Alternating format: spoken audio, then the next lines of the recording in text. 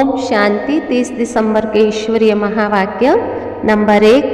दूर देश से बाबा आए हैं धर्म और राज्य दोनों की स्थापना करने। जब देवता धर्म है तो राजाई भी देवताओं की है, दूसरा धर्म व दूसरा राज्य वहाँ है नहीं। नंबर 2।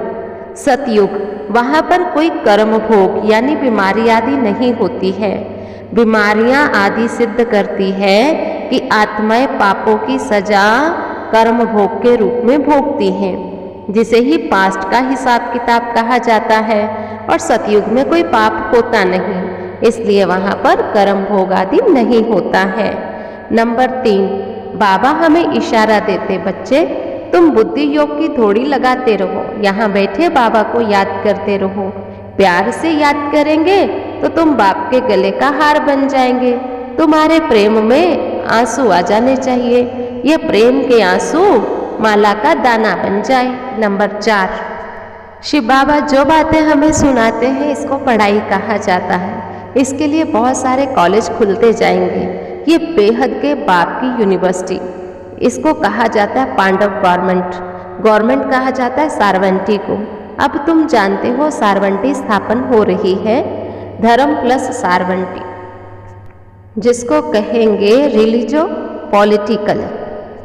नंबर 5। अभी तुम त्रिकालदर्शी बनते हो, सतयुग में तुम त्रिकालदर्शी नहीं होंगे, वहाँ तो केवल राजा ही करते अपनी मौज में रहते हैं।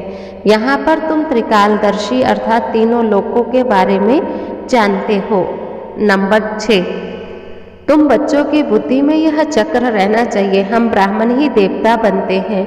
अभी हम रुद्र के बच्चे यानी शिव के बच्चे हैं। आत्माएं निराकारी हैं तो निराकार बाप के बच्चे हैं, इसलिए निराकार बाप को याद करना है। हम तपस्या कर रहे हैं निराकार बाबा को याद करने की। नंबर 7। यह संगम युग बहुत छोटा सा है, हम दूरादेशी बने हैं। शिव बाबा ने जिस तन का आधार लिया है उस रथ को नंदीगण कहते हैं। सारा दिन सवारी थोड़ी होती है, आत्मा शरीर पर सारा दिन सवारी करती, अलग हो जाए तो शरीर ही न रहे। बाबा तो आ जा सकता है क्योंकि उनकी अपनी आत्मा है, तो मैं इनमें सदैव नहीं रहता हूँ। नंबर 8। यहाँ दुख की दुनिया में बहुत दुख है। बाबा कहते हैं यहाँ मरने पर भी देखो कितना दुख होता है। स्त्री को पति से जास्ती लव होता है, मर गया तो रोएगी, पति दुखी करने वाला होगा तो नहीं रोएगी, मोह नहीं होगा तो समझेगी भाभी। तुम्हारा भी बाबा के साथ बहुत प्यार है, पिछाड़ी में बाबा चला जाएगा, तुम कहेंगे ओहो बाबा चला गया, जिसने इतना सुख दिया। पिछाड़ी में बहुत रहते हैं, बाबा से बहुत लव रहता है, तुम कहेंगे बाबा तो हमको राजा ही दे करके गया। नंबर 9।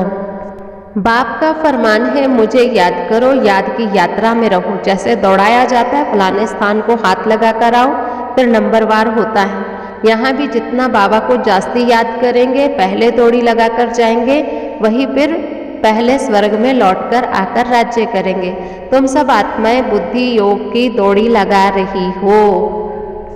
नंबर 10। यहाँ रावण को जलाते हैं लेकिन कुछ पता नहीं है कि उसे क्यों जलाया जाता है। बाबा कहते बच्चे ये तुम जानते हो हमारा आधा कल्प का दुश्मन है। अब मैं तुम्हें जो श्रीमत देता हूँ उसको फॉलो करो, मेरी मत पर चलो। जब तुम श्रीमत पर चलते हो तो तुम्हें बाहर मित्र संबंधियों से सुनना पड़ता है।